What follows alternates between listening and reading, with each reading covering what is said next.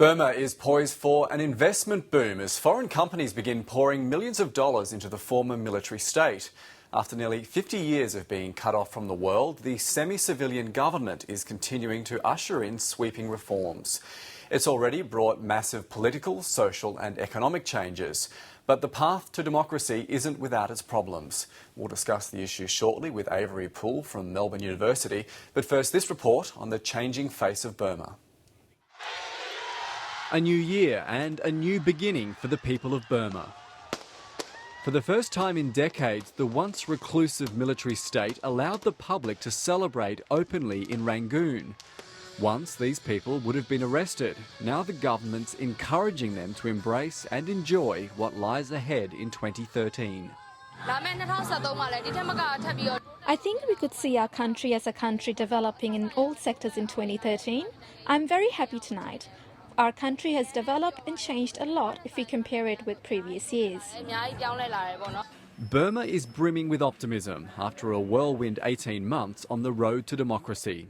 Dozens of political prisoners have been released. Aung San Suu Kyi is now in parliament. Censorship has been lifted and Western sanctions have been eased. It's been the catalyst for much needed foreign investment and tourism dollars which have been flooding in. Before, if I wanted to take my family to a restaurant or amusement park, I'd have to calculate my income carefully. But now, whenever we want to do that, we can. The biggest endorsement of the government's sweeping reforms came in November, when the US President Barack Obama visited Rangoon, holding talks with both Aung San Suu Kyi and President Thein Sein. The flickers of progress that we have seen must not be extinguished. They must be strengthened. They must become a shining North Star for all this nation's people. But like most developing nations, there are still many challenges ahead. Burma remains one of the poorest countries in Asia. In rural areas, there's minimal access to electricity, education and medical facilities. Living standards, transport, housing and infrastructure have changed little in almost 50 years of military rule. It's in the cities where the times are changing and changing fast. Mobile phones, once a luxury item for the ruling elite, are now widely available. Unrestricted internet is cheaper and easier to access than ever before. There are new direct international flights, doubling the number of tourists. And without import sanctions, the streets are filled with low-cost new and used cars and motorbikes from Japan and China. Tan So has been driving in Burma for more than 25 years and says he's never seen so much traffic. A lot of car, new car or old car, it's a lot everywhere. In Manly is so much, very crowded. Cars, motorbikes, bicycles and pedestrians all jostle for space on roads which have few traffic lights, pedestrian crossings or designated lanes. The roads were never built to accommodate so many vehicles, and governments are still working out how to tackle the growing congestion.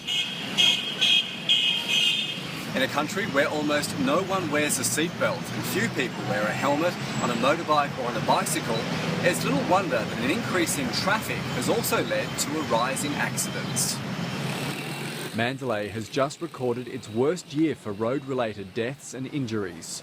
Local officials are now using graphic billboards at notorious junctions to make drivers and riders think about safety. In Rangoon, a ban on motorbikes and scooters has been extended and more traffic police are now on patrol. But it's in the months and years ahead that there will be even bigger challenges, whether they be political, social or economic. The most difficult time in any transition is when we think that success is in sight. Then we have to be very careful that we are not lured by a mirage of success and that we are working towards genuine success for our people. The world will be watching the parliamentary elections in 2015 to see what happens if Aung San Suu Kyi's National League for Democracy wins the majority of seats. I hope our country develops more transparently this year and brings many chances and opportunities for young people. It's hard to deny their optimism. Burma seems to be embracing its newfound freedom. How long it lasts is anyone's guess. Well, I'm joined now by Melbourne University's Asia Pacific International Relations expert, Avery Poole. Avery, thanks very much for joining us